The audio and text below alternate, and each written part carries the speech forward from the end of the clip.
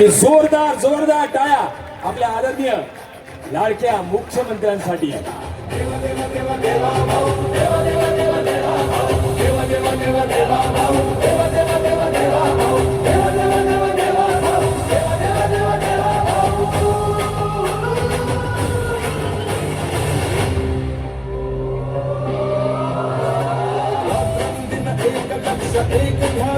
छत्रपती शिवाजी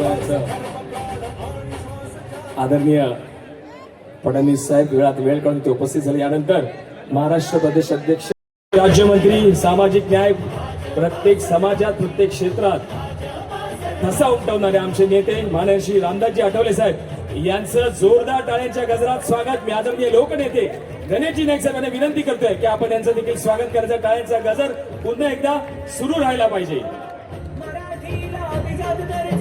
कृती केली ही गर्वाची अभिमानासाठी स्वागत होते. मी बेलापूर मतदारसंघाच्या आमदार मंदाताई म्हात्रे यांचं स्वागत. मी आदरणीय डॉक्टर संजीवजी नाईक साहेबांना विनंती करतो की आपण बेलापूर मतदारसंघाच्या आमदार मंदाताई म्हात्रे यांचं स्वागत करायचं. टाळ्यांचा गजर पुन्हा एकदा झाला पाहिजे. सगळ्यांना माझी विनंती आहे.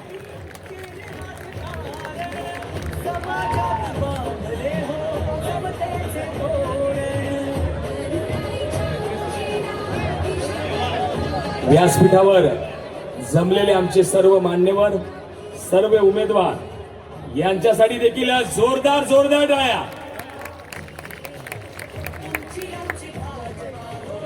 सुभाष भोईर साहेबांचा सन्मान इथे डॉक्टर संजीवजी नाईक साहेब यांच्या उपस्थितीमध्ये नुकताच पार पडलेला आहे. सगळ्याच मान्यवरांचं आपण या कार्यक्रमामध्ये सहर्ष स्वागत करतोय. व्यासपीठावर उपस्थित सर्वच मान्यवर आदरणीय लोक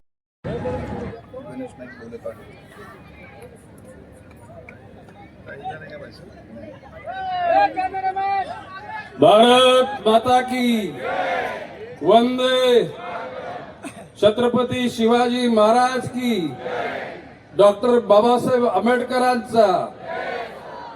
नवी मुंबई महानगरपालिका सार्वत्रिक निवडणूक 2026 भारतीय जनता पार्टी नवी मुंबई यांच्या वतीनं 111 उमेदवारांना यशस्वी करण्याकरता, आवाहन करण्याकरता या ठिकाणी जाहीर सभा संपन्न होत असताना उपस्थित महाराष्ट्र राज्याचे मुख्यमंत्री देवेंद्रजी फडणवीस साहेब, माननीय केंद्रीय राज्यमंत्री सामाजिक न्याय माननीय श्री रामदासजी आठवले साहेब, भारतीय जनता पक्षाचे प्रदेश अध्यक्ष श्री रवींद्रजी चव्हाण साहेब, बेलापूरचे आमदार श्रीमती मंदाताई म्हात्रे, निवडणूक प्रमुख नवी मुंबई श्री संजीव नाईक, माजी आमदार संदीप नाईक, माजी आमदार सुभाष भोईर, माजी महापौर सागर नाईक, आरपीआय आठवले गटाचे प्रदेश उपाध्यक्ष सिद्धरामजी ओहल आणि भारतीय जनता पक्षाचे नवी मुंबई शहराचे अध्यक्ष डॉक्टर राजेश पाटील, आरपीआयचे महेश खरे आणि 28 प्रभागातील 111 उमेदवार आणि आपण जमलेल्या सर्व मतदार बंधू आणि भगिनी. नवी मुंबई शहर ग्रामपंचायतीमधून महानगरपालिका झालेले हे पहिलं शहर आहे. ये कोई कहाणी नहीं है, ये हकीकत है. नवी मुंबईच्या विकासाचं श्रेय हे नवी मुंबईच्या सुजाण जनतेला जातं. नवी मुंबईचा विकास भारतीय जनता पक्षाच्या माध्यमातून असाच निरंतर राहावा अशी येथील जनतेची इच्छा. नवी मुंबई आता थांबणार नाही. 1995 मध्ये महापालिकेची सार्वत्रिक निवडणूक झाली आणि 2015 मध्ये शेवटची सार्वत्रिक निवडणूक झाली. मागील 6 वर्ष शहरामध्ये प्रशासकीय राजवट आहे. लोकप्रतिनिधी सभागृहात म्हणजे सभागृह अस्तित्वात नाही. मात्र या प्रशासकीय राजवटीमध्ये देखील नवी मुंबईला सुरक्षित ठेवण्याची आणि नवी मुंबईकरांची हित जपण्याची सारी जबाबदारी आपण सर्वांनी घेतली आणि ती पूर्णपणे पार पाडली. सत्ता नव्हती पण कर्तव्य होतं ते पार पाडलं. प्रशासकीय राजवटीमध्ये नवी मुंबईचा विकास विस्कळीत होत असताना तो थांबवला. आता लोकप्रतिनिधींच्या माध्यमातून पुन्हा एकदा नवी मुंबईच्या विकासाचा श्री गणेश आपण करणार आहोत. माझ्या नवी मुंबईकरांची सुरक्षा आमच्यासाठी सगळ्यात महत्वाची आहे. मोरबे धरण महापालिकेच्या माध्यमातून शहरासाठी विकत घेण्याचं धाडस त्या कालखंडात आपण सर्वांनी केलं आणि आज 24/7 अशा प्रकारचा पाणी पुरवठा ह्या जनतेला होत आहे आणि या बाबतीत जनता सुखी आहे. नवी मुंबईची विकासाचे प्राधान्य क्रमानुसार नियोजन केलं आहे. पुढील 30 वर्षाचा विकासाचा रोडमॅप तयार आहे. नवी मुंबई शहराची पिण्याची कायमस्वरूपी तरतूद करण्यासाठी माननीय मुख्यमंत्री देवेंद्रजी फडणवीस यांच्या नेतृत्वाखाली बैठक झाली. रायगड जिल्ह्यातील कर्जत तालुक्यामध्ये जे पोशीर धरण होणार आहे त्या धरणातलं 1000 पैकी 500 मिली पाणी माननीय मुख्यमंत्री महोदयांनी माझ्या विनंतीनुसार नवी मुंबईला देण्याचं कबूल केलेलं आहे. म्हणजे 2030 पर्यंत ज्या गतीनं लोकसंख्या वाढते त्यावेळेला पुन्हा हंडी भांडी घेऊन रात्री 3 वाजता नळासमोर बसण्याचं जे दुर्भाग्य येणार होतं ते देवेंद्र फडणवीसांच्या प्रयत्नातून 3 वर्षामध्ये पोशीर धरणाचं पाणी आपल्याला शहराला येणार आहे. नवी मुंबईमध्ये घनकचऱ्याची व्यवस्था अतिशय सायंटिफिक आहे. यांनी अनेक वर्ष ती कार्यरत आहे. डम्पिंग यार्ड मधून निघणारं खत आणि इंधनाचा फ्युएल पॅलेट त्या ठिकाणी निर्माण होत असतात. आता पर्यावरणपूरक अशा बायोगॅसची निर्मिती देखील आपण करणार आहोत व ते देखील करताना कसल्याही प्रकारचं प्रदूषण होणार नाही.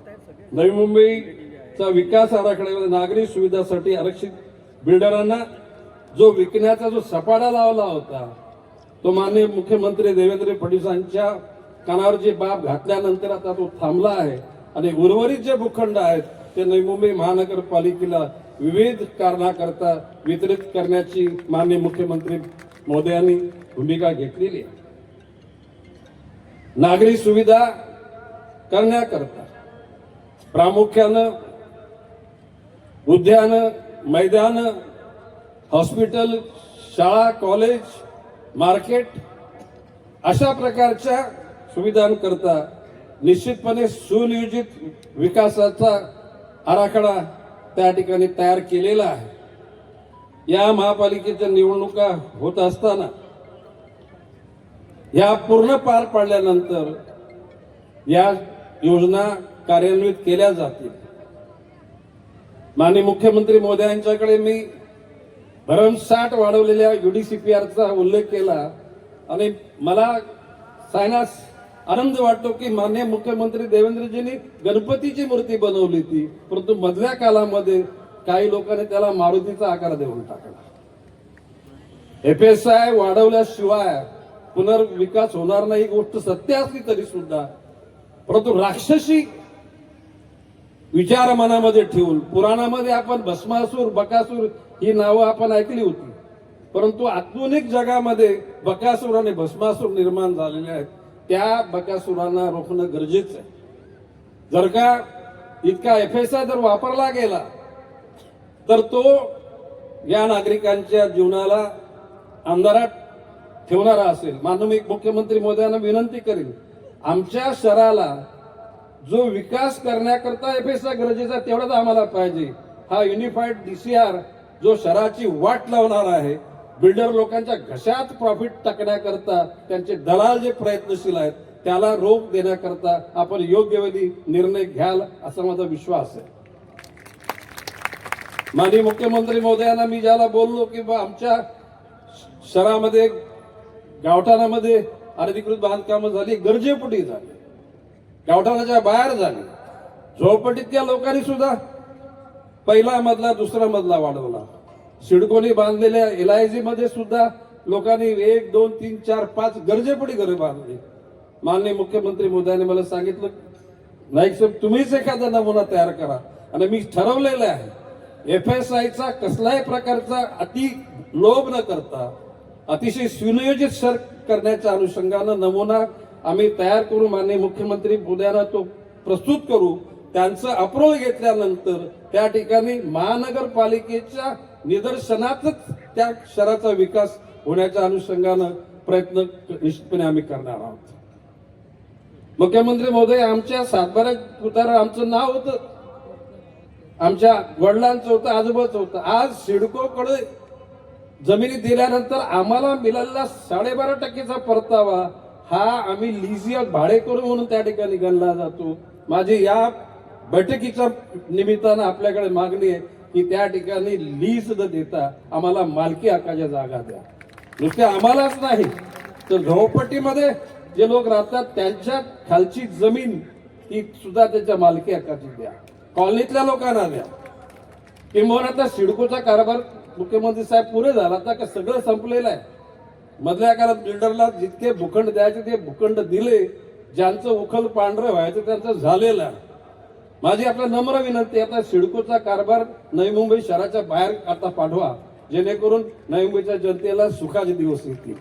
पाहिजे का नको? अशा परिस्थितीमध्ये मी 2000 साली घोषणा केली होती की 20 वर्ष घरपट्टी पाणीपट्टी वाढवणार नाही. वाढवली का? 5 वर्ष प्रशासकीय गेली, त्यावेळेला प्रशासनाची इच्छा होती वाढवा. मला अजिबात नाही, तो तुमचा अधिकार नाही. महासभा अस्तित्वात तेव्हा महासभा निर्णय घेईल आणि महासभा आपलीच येणार आहे आणि म्हणून महासभेचा धोरणात्मक निर्णय घेण्याची भूमिका मीच घेणार आहे. आणि म्हणून आता आम्ही पुन्हा घोषणा करतो की पुढची 20 वर्ष घरपट्टी पाणीपट्टी वाढणार नाही. मुख्यमंत्री महोदय, तुमच्या पाठिंब्यामुळे नवी मुंबईची परिवहन सेवा अतिशय सुंदर चाललेली आहे. या परिवहन सेवेमध्ये महिलांकरता 50%, सिनियर सिटीजन करता 0 पैशावर. आठवले साहेब, या शहरातला ज्येष्ठ नागरिक त्याला कंटाळा आला, AC गाडीमध्ये बसतो, खोपली करत परत जाऊन पिकनिक करून परत येतो. दुसऱ्या दिवशी बदलापूरला जातो, तिसऱ्या दिवशी भाईंदरला जातो. चव्हाण साहेब, आणि जर आणखी कंटाळा आला तर तो मग कल्याण डोंबिवलीकडे पण येतो. म्हणजे नवी मुंबईमध्ये सुबत्ता. फडणवीस साहेब, पूर्वीच्या आपल्या नगर विकास नियमामध्ये गार्डन मध्ये बांधकाम करण्याची तरतूद नव्हती, परंतु शहरातल्या सिनियर सिटीजनला विरंगुला नावाची गोष्टच नव्हती. तत्कालीन मुख्यमंत्री विलासराव देशमुखांना मी बाब कन्व्हिन्स केली आणि प्रत्येक उद्यानामध्ये त्या ठिकाणी एक इमारत बांधली गेली छोटी. तिथे कॅरम खेळला जातो, बुद्धिबळाचा डाव आहे, पेपर आहे, टीव्ही आहेत. सगळे सिनियर सिटीजन तिथे जमतात आणि त्याच्यानंतर कंटाळाला तर फेरफटका मारून परत येतात. अशा प्रकारच्या सर्व स्तराच्या लोकांची जाणीव ठेवणारी ही आपल्या कार्यकर्त्यांची फौज आहे. भविष्यकालामध्ये एकूणच नवी मुंबईच्या जनतेच्या हिताकरता ETC स्पेशल चाइल्ड लोकांकरता शाळा निर्माण करणारी नवी मुंबई महापालिका पहिली आहे. वाशी स्टेशनला जी ETC केंद्र आहे, जगातले लोक येऊन त्या ठिकाणी अभ्यास करतात. साधारणपणे एका विद्यार्थ्याकडे साधारणपणे 4 लाख रुपये महापालिका खर्च करते. भविष्य कालामध्ये एकूणच तुमच्या नेतृत्वाखाली गावाचा पुनर्निर्माण होणार, झोपडीचं होणार, शहरातल्या काही लोकांचं होणार. परंतु त्या ठिकाणी एकूण एलिव्हेटेड कार पार्किंग, त्या ठिकाणी नाला विजन, संपूर्ण सगळ्या शहरांमध्ये पाणी तुंबतं, नवी मुंबईत तुंबत नाही. होल्डिंग पॉइंटचा जो प्रश्न होता तो पण आता सुटला. भविष्य काळामध्ये नाला विजनच्या माध्यमातून या शहरामध्ये कधीच पाणी साठणार नाही. आपण या सर्व गोष्टीकडे निश्चितपणे लक्ष घालाल. आता मी राजकीय भाषण बोलत नाही, कारण मी जे इतक्या दिवसात बोलत तुमच्या समोर ते बोलायची माझी इच्छा नाही. म्हणजे तुम्हाला अडचणीत घालायच्या. आता कोणा पत्रकार म्हणतात का की हे काय तुम्हाला देवेंद्र फडणवीस म्हणलं प्रश्न कुठे आहे? हे बोलतंय माझ्या जबाबदारी बोलतोय आणि त्याची काय जी जबाबदारी होईल ना ती गणेश नाईक घरात सांभाळतो. माझं म्हणणं आहे की आम्हाला छेडू नका. आमचे हात साफ आहेत, आमचं मन साफ आहे. नादाला लागाल तर तुम्हाला तुमची जागा दाखवू. मला वाटतं मी पुरेसे बोललोय. जय हिंद, जय महाराष्ट्र. छत्रपती शिवरायांना मानाचा मुजरा करतो.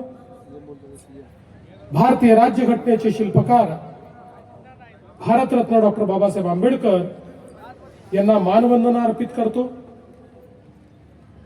आजच्या नवी मुंबई महानगरपालिकेच्या निवडणुकीच्या निमित्ताने या ठिकाणी होत असलेल्या या विराट सभेमध्ये मंचावर उपस्थित असलेले महाराष्ट्राचे भाजपचे अध्यक्ष रवींद्र चव्हाणजी, केंद्रीय राज्यमंत्री रामदास आठवलेजी,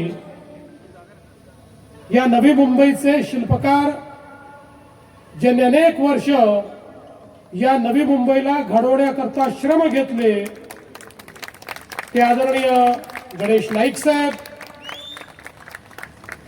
बेलापूरच्या लोकप्रिय आमदार ज्यांनी बेलापूरला विकासाची नवीन पहाट दाखवली त्या मंदाताई म्हात्रे, माजी खासदार संजीवजी नाईक, संदीपजी नाईक, विशेष रूपाने या ठिकाणी उपस्थित झालेले सन्माननीय आमदार आणि आपल्या बंजारा समाजाची काशी पोहरादेवी इथले महंत असलेले बाबूसिंग महाराज साहेब, त्याचप्रमाणे राजेश पाटीलजी, सागर नाईकजी, अभिजित पेडणेकरजी, सिद्धराम ओवळ, महेश खरे, सुरेश बारसिंग, 28 प्रभागातील आपले 111 उमेदवार आणि या ठिकाणी उपस्थित सर्व माझ्या लाडक्या बहिणींनो आणि तितक्याच लाडक्या भावांनो, खरं म्हणजे नवी मुंबई हे मुंबईचं एक विस्तारित स्वरूप आहे. पुढच्या काळातलं हे फायनान्शियल हब आहे. महामुंबईच्या विकासाचा हा कणा आहे. पुढच्या आर्थिक विकासाचं हे ग्रोथ इंजिन आहे आणि मोदीजींच्या नेतृत्वात जो भारत घडतोय त्या भारतातलं एक सगळ्यात व्हायब्रंट शहर म्हणून या नवी मुंबईकडे आज आपण पाहतो. नवी मुंबईच्या जडणघडणीमध्ये सन्माननीय गणेश नाईक साहेबांचं जे योगदान आहे हे त्यांचे विरोधकही मान्य करतील. अशा पद्धतीनं त्यांनी या नवी मुंबईकडे लक्ष दिलं. एक प्रकारे इथला जो काही विकास आहे हा विकास समतोल झाला पाहिजे या दृष्टीनं सातत्याने ते काम करत होते आणि गेल्या काही वर्षांमध्ये त्यांच्या या कामाला आम्ही देखील हातभार लावला आणि कामाची गती ही मोठ्या प्रमाणात वाढली आहे. आणि म्हणून आज गुंतवणूक असेल, पायाभूत सेवा असतील, या सगळ्या गोष्टींमध्ये नवी मुंबई जी आहे ती एक प्रकारे मोठ्या वेगानं पुढे चालली आहे. आज जे काही आपण नवीन विमानतळ तयार केलं, ज्या विमानतळाला पुढच्या काळामध्ये आपण दिबा पाटलांचं नाव देणार आहोत, आज त्याला आपण नवी मुंबई एअरपोर्ट म्हणतो. या नवी मुंबई एअरपोर्टमुळे नवी मुंबई, पनवेल आणि जो नैनाचा भाग आहे खऱ्या अर्थानं हाच विकासाचं मोठं इंजिन होतोय. आता आयात निर्यात, फार्मा, इलेक्ट्रॉनिक्स, इनोव्हेशन, अन्न प्रक्रिया, सेवा क्षेत्र, SEZ अशा सगळ्या क्षेत्रांमध्ये या ठिकाणी एक मोठी भरारी आपण मारणार आहोत आणि त्यामध्ये या नवी मुंबईचा एक मोठा वाटा असणार आहे. खरं म्हणजे या नवी मुंबईचा विकास होत असताना इथल्या भूमिपुत्रांचे देखील अनेक प्रश्न आहेत. विशेषतः गरजेपोटी घरांचे प्रश्न आहेत. या ठिकाणी काही अतिक्रमणधारकांचे प्रश्न आहेत. झोपडपट्टी वासियांचे प्रश्न आहेत. मागच्याही काळामध्ये प्रश्न सोडवण्याचा प्रयत्न आम्ही केला. काही निर्णय देखील घेतले, पण अजून काही निर्णय बाकी आहेत. मी आज तुम्हाला हे आश्वस्त करण्याकरता आलो आहे, 16 तारखेनंतर हे सगळे प्रश्न या ठिकाणी सोडवण्याकरताच आम्ही आलेलो आहोत. गरजेपोटीची जी घरं आहेत त्यांचे प्रश्न किंवा झोपडपट्टीमध्ये लोकांना जो मालकी हक्काचा पट्टा द्यायचा आहे तो प्रश्न असेल, किंवा नाईक साहेबांनी या ठिकाणी जे सांगितलं, आमच्या जमिनी घेतल्या, आम्हाला आमच्या जमिनीतनं 12.5% दिलं आणि त्याच्यावर नाव मात्र सिडकोच आहे. आमच्याच जमिनीत आम्ही भाडेकरू झालो. नाईक साहेब चिंता करू नका, 12.5% वाल्या प्रत्येकाला मालक बनवल्याशिवाय आम्ही राहणार नाही. त्याचंच नाव हे त्या जमिनीवर असेल. या सगळ्या जमिनी फ्री होल्ड असतील. सगळे अधिकार हे त्या ठिकाणी भूमिपुत्रांना असतील. हा वचन देण्याकरता आणि संकल्प घेण्याकरता या ठिकाणी मी आलो आहे. आज आपण पाहू शकतो, एकीकडे नवी मुंबईचं या ठिकाणी एअरपोर्ट आपण केलं, दुसरीकडे अटल सेतू आपण केला. ज्या अटल सेतूमुळे मोठ्या प्रमाणात मुंबई आणि नवी मुंबईची जी काही त्या ठिकाणी दुरी आहे ती आपण कमी केली आणि यासोबत वेगवेगळ्या प्रकारे आपण या ठिकाणी विकास करतोय. आता विरार अलिबाग कॉरिडॉर देखील आपण करणार आहोत की ज्याच्यामुळे एक प्रकारे मुंबई आणि MMR रिजनला एक मोठी लूप लाईन या माध्यमातून मिळणार आहे. आज वेगवेगळ्या प्रकारची जी कामं आहेत, मग इकडे येत असताना आपल्या पनवेलकडे कळंबोली जंक्शन आहे, ज्या ठिकाणी मोठ्या प्रमाणात जाम होतो, तिथे 750 कोटी रुपयाचं जंक्शनचं बांधकाम आपण करतोय. काही कोस्टल रोड्स करतोय आपण. खारघर तुर्भेचा एक बोगदा या ठिकाणी करतोय आणि या सगळ्या सोबत आपल्या या नवी मुंबईच्या करता सिडकोच्या माध्यमातून 59-69 किलोमीटरची नवीन मेट्रोचं नेटवर्क देखील आता आपण तयार करतो आहोत. आपल्याला माहिती आहे 11 किलोमीटरचा पिंदर ते बेलापूर हा टप्पा आता पूर्ण झालेला आहे. आता याच्यानंतर बेलापूर पासून सागर संगम, पिंदर ते नवी मुंबई एअरपोर्ट आणि त्यासोबत नवी मुंबई एअरपोर्ट पासून जे आपलं छत्रपती शिवाजी महाराज एअरपोर्ट आहे तिथपर्यंत देखील आम्ही एक मेट्रो तयार करणार आहोत.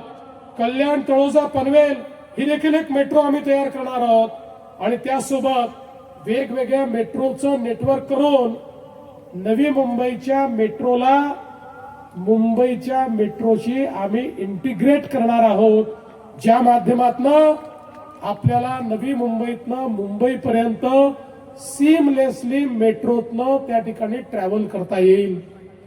एकीकडे मेट्रोचं काम तर आपण करतोच आहोत, पण त्यासोबत आपण हा देखील निर्णय घेतला की आपली जी सबअर्बन रेल्वे आहे, आपली जी लोकलची ट्रेन आहे, ही देखील आपली लाईफलाईन आहे. खरं म्हणजे आपल्या नवी मुंबईत तर स्टेशन चांगले आहेत, पण मागच्या काळामध्ये सगळे या लोकलवरचे जे स्टेशन्स आहेत या स्टेशनचा सुधारणेचा कार्यक्रम आपण हातात घेतला. मोदीजीच्या नेतृत्वात प्लॅटफॉर्मची लांबी आपण वाढवली, त्या ठिकाणी अनेक अमेनिटीज आपण तयार केला, एस्केलेटर्स आपण लावले आणि हे सगळं तयार करत असताना त्या ठिकाणी काही लोक आम्हाला भेटले आणि म्हणाले की हे तर तुम्ही स्टेशन्सची कामं करतात पण आमच्यावर अन्याय होतोय. म्हटलं काय अन्याय होतोय? म्हणाले ज्या मेट्रो तुम्ही तयार केल्या त्या मेट्रोमध्ये दरवाजे बंद होतात, त्या मेट्रो स्वच्छ आहेत, त्या एअर कंडिशन्ड आहेत, लोकांना आरामात प्रवास करता येतो. पण इकडे मात्र आम्ही लटकून लटकून प्रवास करतो. कधी पडणार, काय धडपडणार, कधी ऍक्सिडेंट होणार याची काही माहिती नसते. इतक्या मोठ्या प्रमाणात या ठिकाणी गर्मीमध्ये गर्दीमध्ये आम्ही प्रवास करत असतो. आमच्या हे लक्षात आलं की खरोखर एक प्रकारे यांच्यावर अन्याय होतोय. आणि म्हणून माननीय मोदीजींच्या नेतृत्वात रेल्वे मिनिस्टरला आम्ही भेटलो आणि रेल्वे मिनिस्टरला आम्ही विनंती केली. आणि मला सांगताना आनंद वाटतो, आता 50% भारत सरकार आणि 50% महाराष्ट्र सरकार अशा पद्धतीनं आपली जी लोकल ट्रेन आहे, आपली जी सबर्बन रेल्वे आहे, याचे सगळे डबे आम्ही एअर कंडिशन करतो आणि त्याला बंद होणारे दरवाजे लावतो. टाळ्या याच्यावर वाजवू नका, टाळ्या पुढे वाजवा. बंद दरवाजे आणि एसी अशा पद्धतीनं लोकल केल्यावरही सेकंड क्लासच्या तिकिटामध्ये 1 रुपया देखील वाढवला जाणार नाही, हा निर्णय देखील आम्ही घेतला. आणि म्हणून रस्त्यांचं नेटवर्क, बोगद्यांचं नेटवर्क, आपल्या मेट्रोचं नेटवर्क